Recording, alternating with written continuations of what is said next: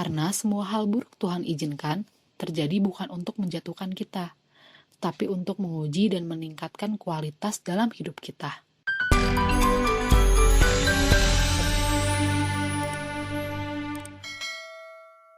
Halo Naposo, gimana nih kabarnya hari ini? Semoga dalam keadaan sehat ya, dimanapun teman-teman berada.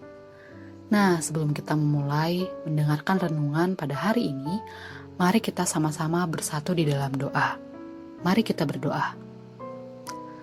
Allah Bapa kami yang bertata di dalam kerajaan sorga, kami mengucap syukur kepadamu ya Tuhan, atas penyertaan-Mu di sepanjang hari ini. Ya Bapa, di sini kami berkumpul untuk merenungkan sebagian daripada isi firman-Mu. Kiranya firman ini dapat kami mengerti dan dapat kami menjadi kekuatan dalam hidup kami untuk menghadapi setiap kehidupan yang akan kami jalani. Di dalam nama Tuhan Yesus kami sudah berdoa dan mengucap syukur. Amin. Teman-teman, jika kita memperhatikan kondisi dunia belakangan ini terasa begitu gelap dan mencemaskan. Sudah setahun kita menghadapi masa pandemi COVID-19. Ditambah baru-baru ini, seperti teman-teman tahu, Indonesia mengalami bencana alam dan berbagai masalah yang dihadapi. Dalam situasi seperti ini, tidak heran jika banyak orang merasa putus asa, hilang pengharapan, mudah mengeluh, selalu merasa khawatir akan pekerjaan, keluarga, kesehatan, serta masa depan, hingga akhirnya memutuskan untuk menyerah.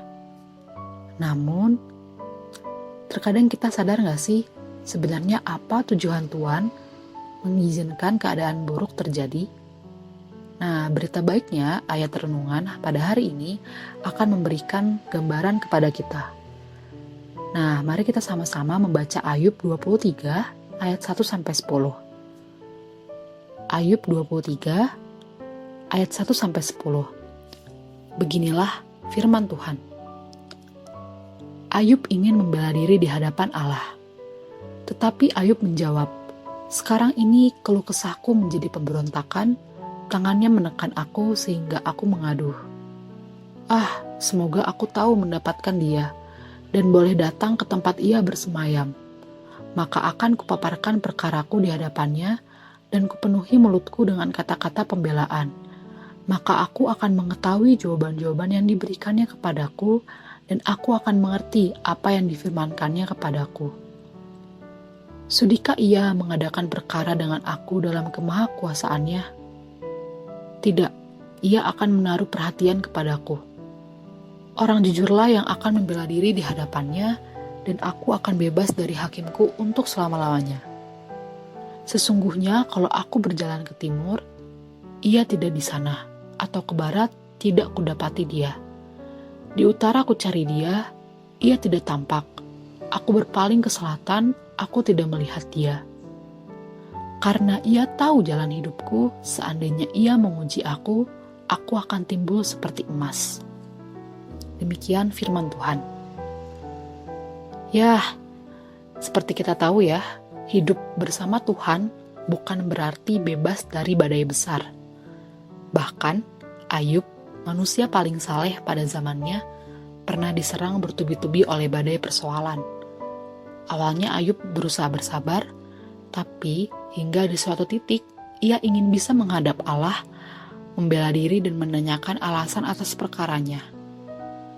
Nah, di ayat 8-9, ia mengeluh bahwa ia tidak dapat menemukan Tuhan di dalam penderitaannya.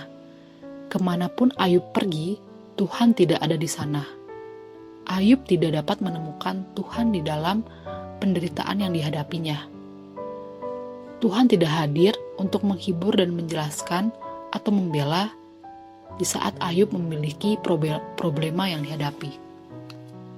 Nah, namun di ayat 10, di tengah kebingungannya, justru Ayub berkata bahwa melalui ujian yang dihadapinya, Ayub akan timbul seperti emas.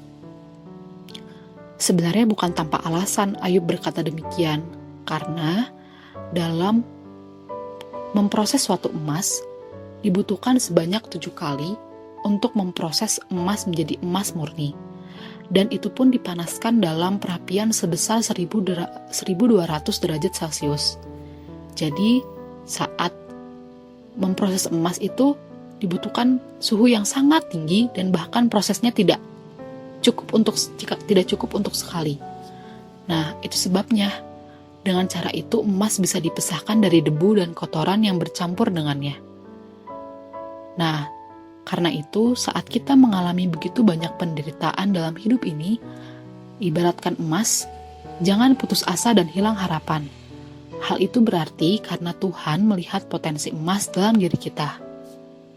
Karena semua hal buruk Tuhan izinkan terjadi bukan untuk menjatuhkan kita, tapi untuk menguji dan meningkatkan kualitas dalam hidup kita. Amin. Bapa yang baik, terima kasih ya Tuhan atas kebaikan-Mu di sepanjang hidup kami. Engkau sungguh teramat baik untuk kami. Ya Bapa, ampunilah kami apabila di hati kami sempat timbul kecurigaan kepadamu karena persoalan yang menimpa kami akhir-akhir ini ya Bapa. Jamah hati kami ya Tuhan agar kami bisa menemukan kekuatan untuk kembali percaya dan bangkit untuk memuliakan nama-Mu. Biarlah melalui segala sesuatu yang terjadi dalam hidup kami bisa timbul seperti emas di mata-Mu. Di dalam nama Tuhan Yesus kami berdoa dan mengucap syukur. Amin.